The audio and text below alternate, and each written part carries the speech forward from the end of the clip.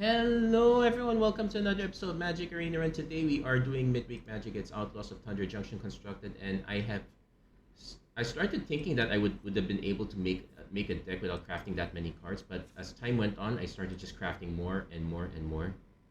And mostly because a lot of the things that kind of work don't really work.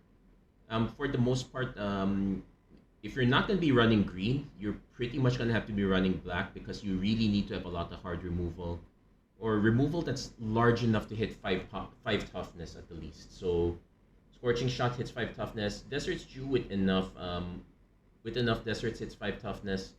We're running a bit of a Forsaken Minor Corrupted Conviction engine to draw some extra cards in. Otherwise, everything else commits a crime or is an outlaw. And I've I've gone through this one quite a bit. I guess some of the other decisions we've made here. First of all, we need to take a look at the curve properly because these are 3 drops.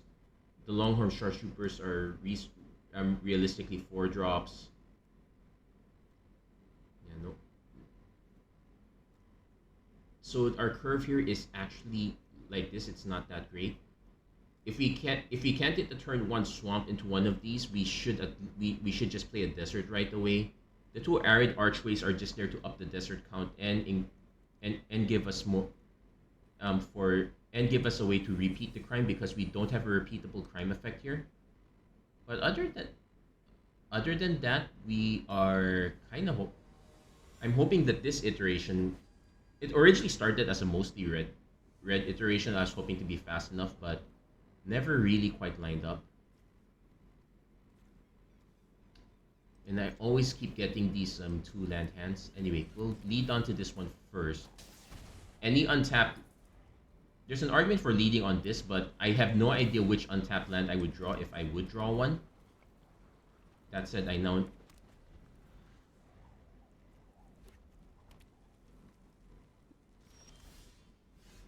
so I guess we're running Forsaken Miner.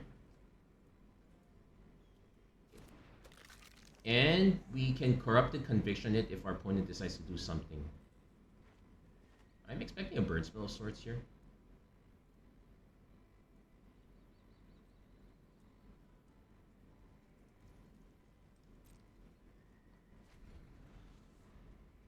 I can also just Corrupted Conviction right away after our opponent does something. Ooh, this looks like a...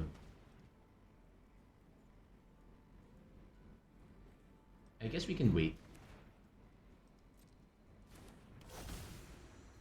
Opponent does get described. This is the big artifact deck, so our opponent actually spent a lot on this one. Yeah, I'm deciding if I want to hit the 3rd mana, go for one of these.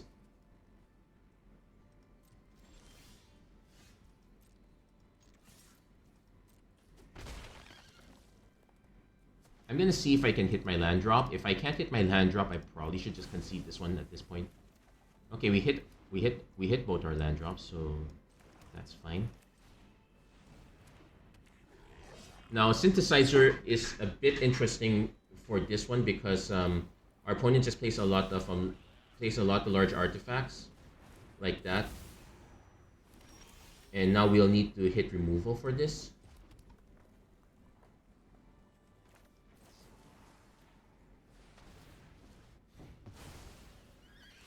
So we probably don't want this in the yard. We probably discard the other Carapac as well.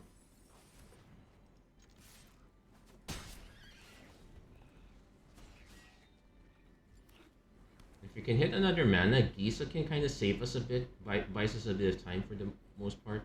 Okay, opponent's passing.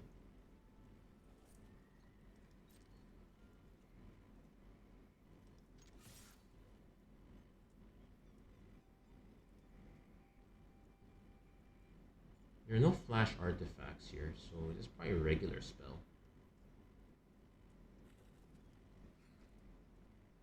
Just don't know what it might be. No, there are some flash creatures. Like black has a few. I'm just trying to think, what does blue have? 3 steps ahead, create. Okay. Now the thing is, because it creates a token. Oh wait, it does trigger both. So we're gonna see which one our opponent. If our opponent blocks, okay, no, just one. So because it's just one, we can just consuming ashes this one.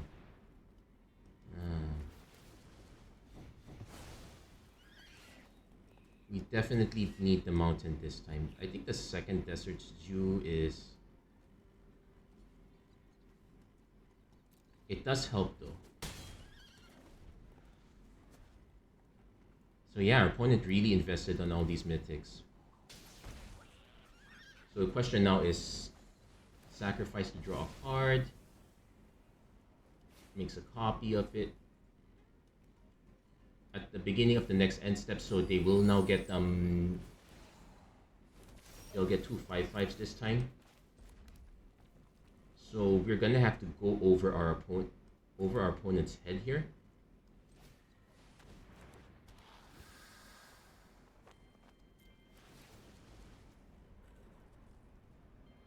Now probably don't.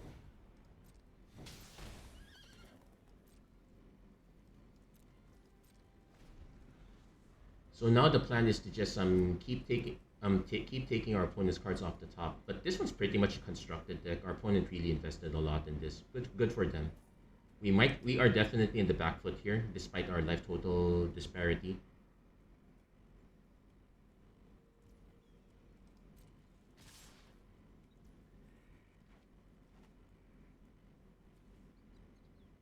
Because 3 steps ahead is also a counter spell.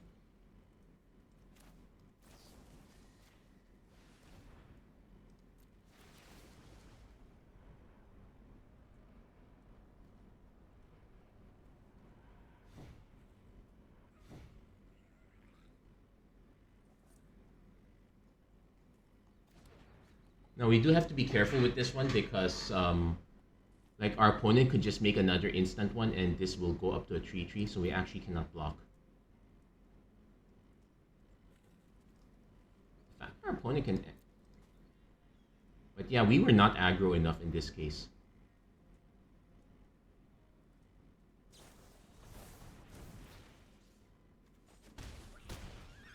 But now that they spent all the mana there, they could still sacrifice this. Yeah, they would make extra tokens. And have an extra combat step. So we probably just Ooh, yeah, this is not good. But we can probably just give this up, I guess. It's a good thing we did go for one. I kind of wish we had more deserts now.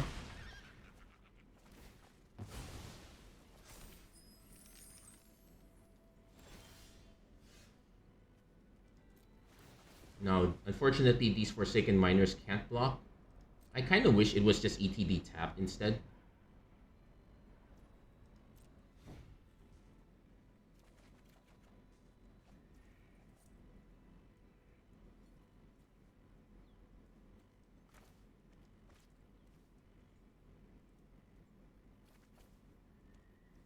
Yeah, this is.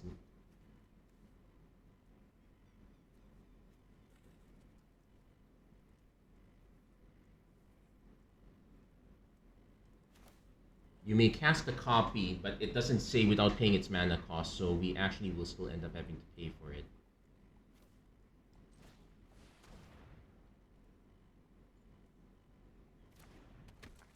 So this is just pretty much a roadblock. I guess I can swing in, see if our opponent actually is packing removal. They probably are. And they also have a lot of mana to boot.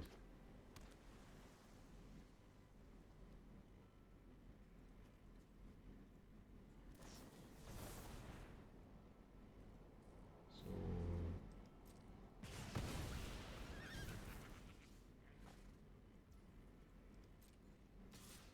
now,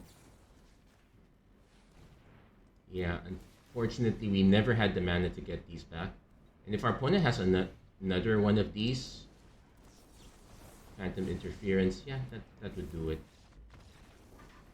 Ugh. So, ooh, that was tough. But then again, our opponent did pay for their deck. If we hit the explosive interference, we would have had the option to destroy some of the artifacts. Unfortunately, that was not the case.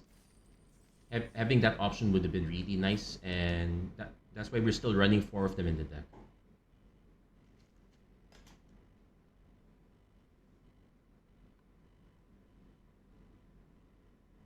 Actually, think of it, a lot of the incidental artifact. One of the other side effects of not having that many commons now is that a lot of cards get pushed back. Anyway, we're keeping this one.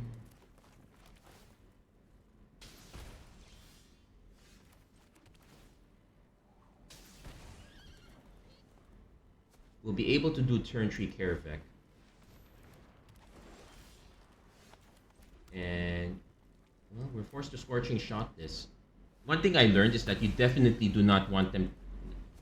You want your opponent to hit their 4 mana. So if you can force them to do something like Dance of the Tumbleweeds, you're actually quite good to go.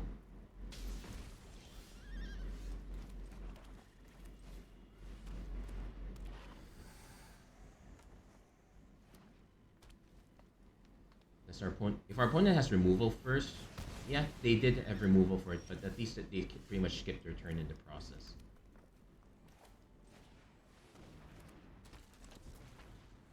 So that said,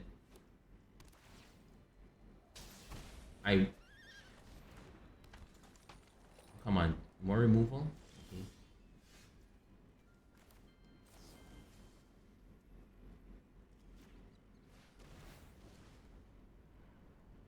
I'm gonna say 0 because we don't have the mana for it.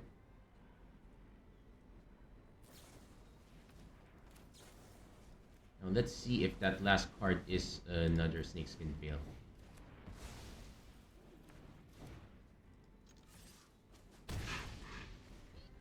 Whew. Finally one. Roxanne. Thankfully the Meteorite's only 2. And they're gonna go for our face instead. And this is a Druid, so we can also just Desert Stew this one.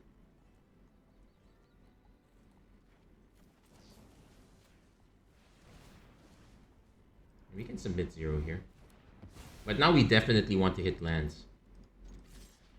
Also note that because it's a commit a crime, we could just opt to score. It doesn't have to be well, there we go. We managed to clear the board long enough to actually get the win. Nice. And yeah, Snakeskin Veil is a thing to consider. So the priority really is on instant speed removal. In that situation, I probably would have played the Scorching Shot. Scorching Shot would have been an option if I had not drawn the other Desert Stew. I would have led with Scorching Shot first. Hey, I have not. It's also nice to see that they're fine. Oh yeah, no, of course you get rares and mythics there.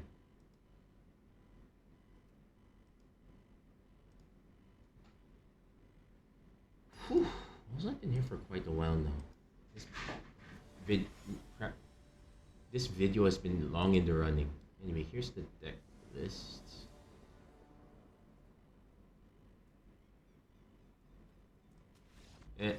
Okay, never mind. Opponent conceded right.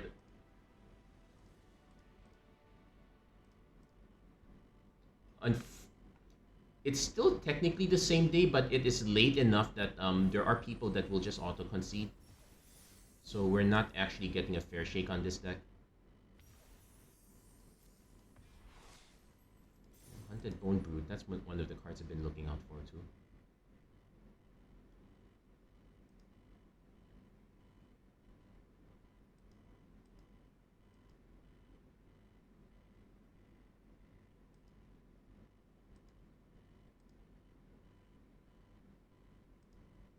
Now, unfortunately,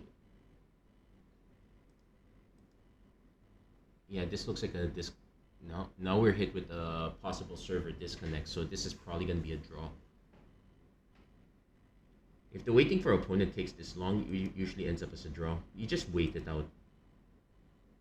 Nothing much you can really do about that one.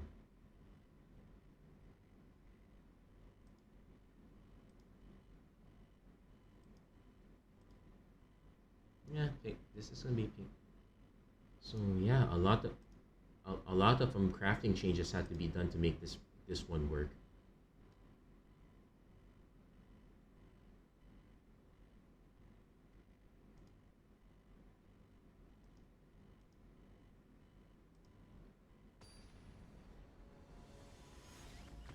Yep, and you can hear it in the background. That's basically the draw animation,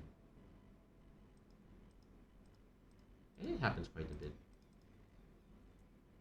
Usually it means an error somewhere in trying to in getting data, which does happen quite a bit.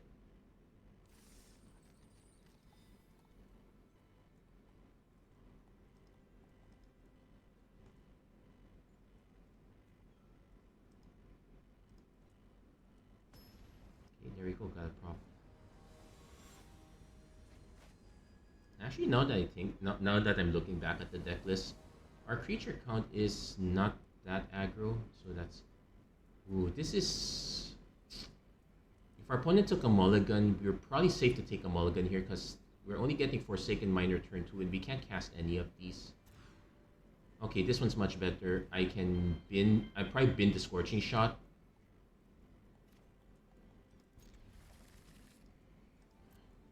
That said, the Desert's Dew is a bit anemic in this case, but if our opponent is running green X and they're running a 2-drop, well, Mobile Homestead.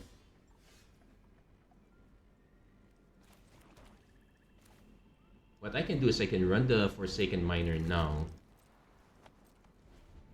Then just draw the 2 cards right away for next turn. See what setup we need. Opponent is gonna ramp quite a bit though.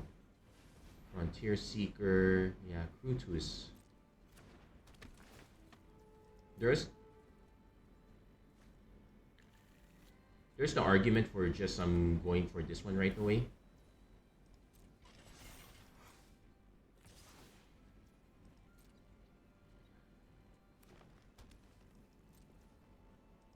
In my case, I probably will still do the 2 damage here.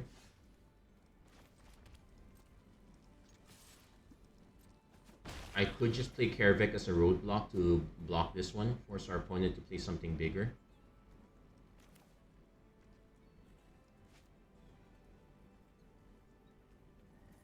I guess I can hold it back here.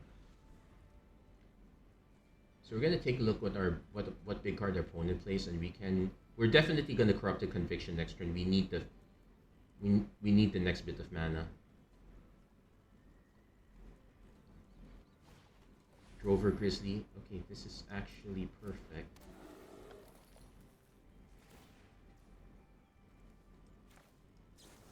We're still gonna snipe this one first. Our opponent will still get to crew it. That is understood. So might as well just crack this now. Save our opponent some time. So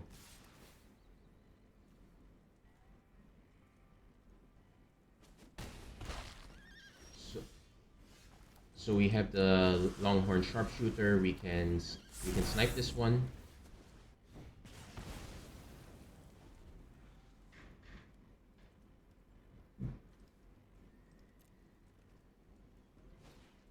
Opponent has Tumblewag. And opponent's just gonna start. We definitely need to snipe this one now. We could also wait, I guess.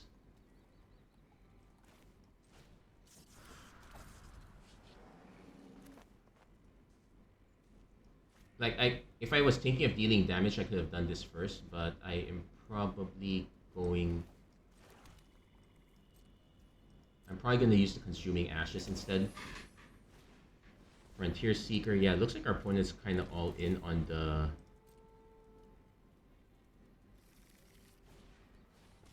Into the Stable Master.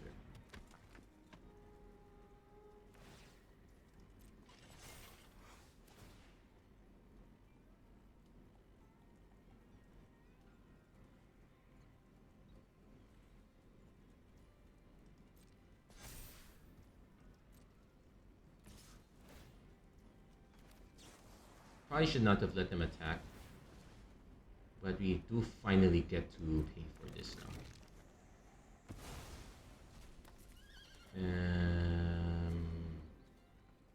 I don't want them.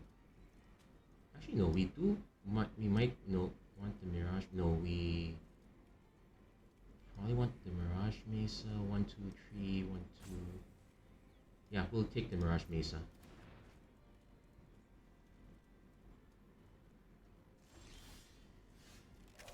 So first thing to do is cast Karavek, Jagged Barrens. We will cast Desert's Dew. Get rid of the Tumblewag.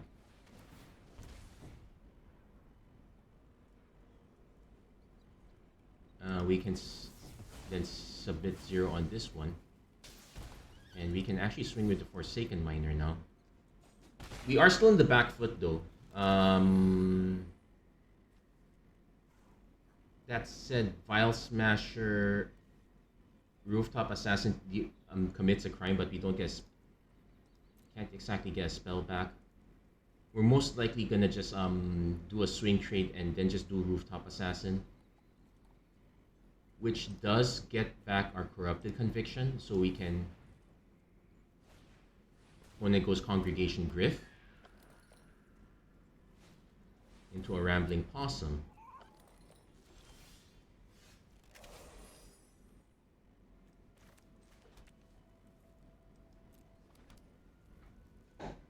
So let's see, mount.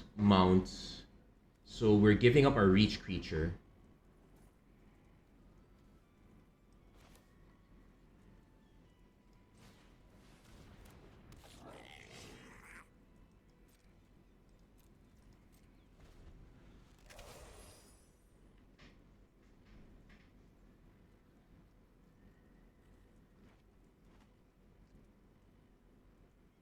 Opponent could crew this one instead, which is also something we could give up to. Unfortunately, we're gonna miss out on a. We are gonna miss out on a buyback spell trigger. Not that we can do so anyway.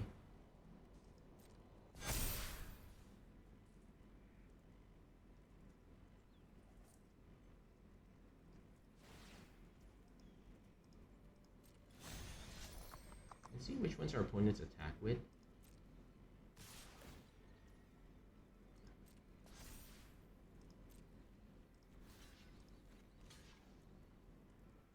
You can probably just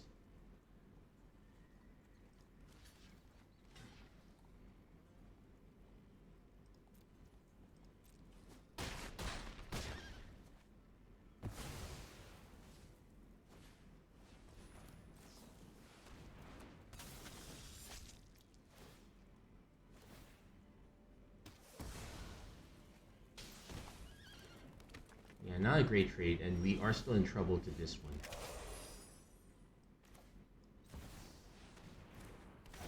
Thankfully, Vile Smasher is a repeatable crime trigger. And this one can't block, so I might as well swing with this.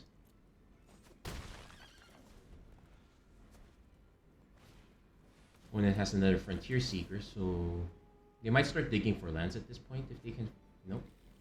Trained Arings. So they're on the all saddle plan. This is.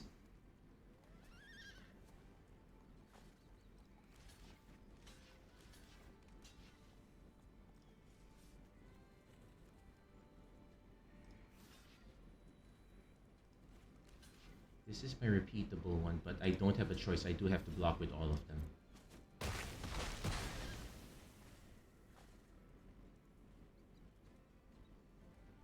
So I'm hoping the next one's more repeatable. Otherwise, I just have to hold these ones back.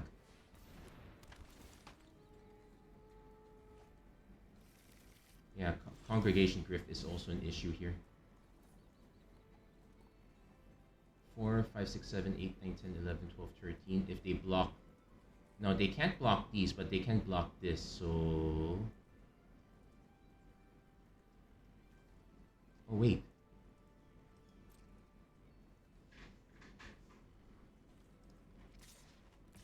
Unfortunately, the ward is only pay 2 life.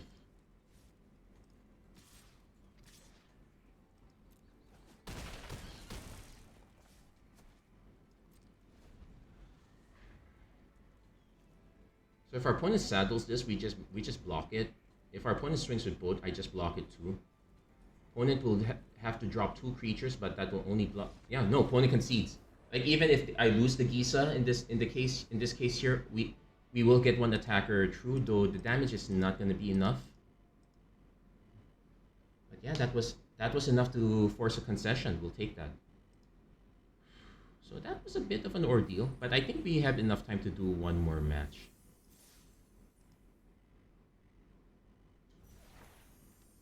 This is Red Rock Sentinel Sacrifice.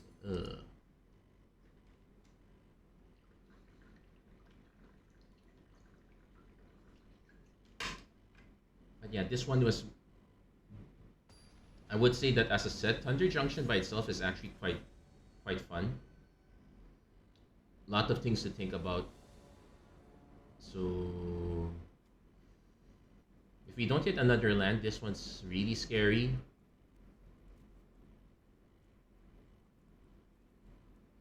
Yeah, let's move this. Okay, this one we can keep. We'll probably bin the Corrupted Conviction here. So turn 2 Vile. So turn 2 Vile Smasher, turn 3 Karavek. This one's a lot of incidental outlaws makes this deck work. Our opponent's running green blue, so I don't know what the removal suite is. Oh, there's black too. Might be the all deserts deck, I suppose.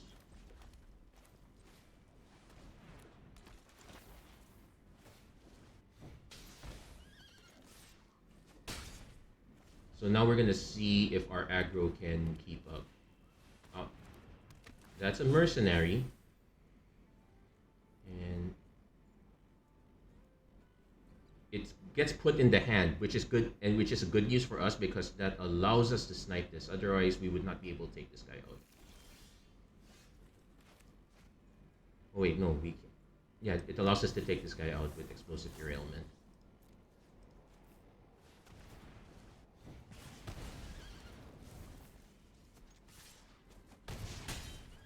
So now we need 1 more land, but otherwise we... Okay, that's a rogue, we can't take it. Look at the top 5 cards of your library. Pretty neat. So there's a Forsaken Miner, which... Okay, I guess we're not getting any of these back anytime soon.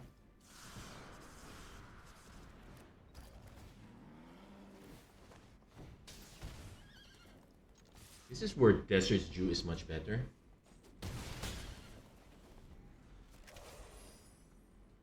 So now, if our opponent lands has to land something that is okay.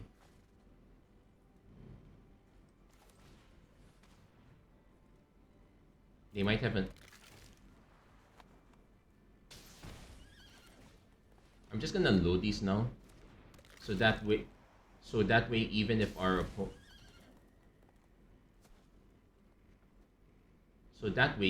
opponent say has the Flash Worm, we can still. Our opponent's gonna need 2 running removal spells. That's fine.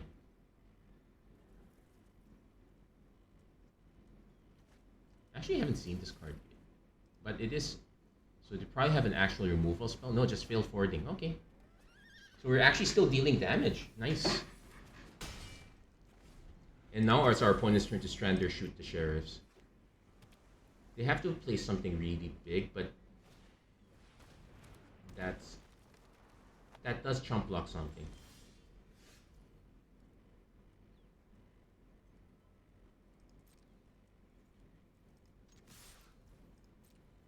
I'm gonna see what their other cards are, because otherwise this might. Yeah, that's it. They didn't have anything else. So yeah, there is some validation to this one. You just need to, you just need the proper removal and you need the proper play sequence.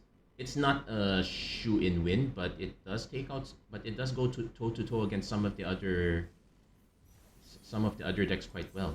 That's gonna be it for this episode of Magic Arena Run. If you like what you saw, please don't forget to like, share, and subscribe, turn on notifications and whatnot. And as always, thank you guys so much for watching. Hope to see you guys again next time. Take care, God bless, stay safe wherever you are, and have a great rest of the week, everyone. Take care.